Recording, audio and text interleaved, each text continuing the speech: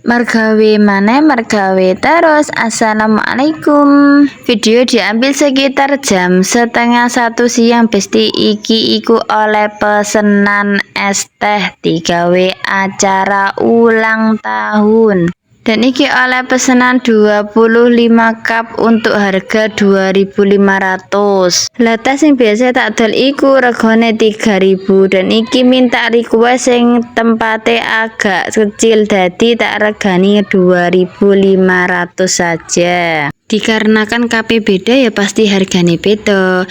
Dan dodolan nang nggon desa iku pokoke intine siji bes kudu telaten. Lek opo-opo gak telaten iku ya gak bakal berkembang. Karena apapun itu pasti butuh proses ya bes. Tidak ada yang instan. Semua pasti butuh proses. Iki mau 20 cup wis dikeki teh, wis dikeki gula, gantian saiki dikeki es batu kristal ya bes. Iki es batu kristal soalnya nek pakai es batu kristal iku ese iku awet adem. Jadi iki aku sing bagian ngekei es batu, bojoku sing ngekei banyu karo bagian ngekapi nanggone cup sailor iku mau.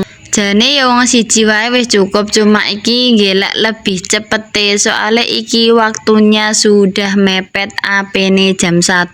Emang disengaja bes iki dilakoni pas apene jam 1 soalnya akeh sing nyekel. Cara aku dhewe nang nggone warung mungkin ya wis tak loloni ket mau.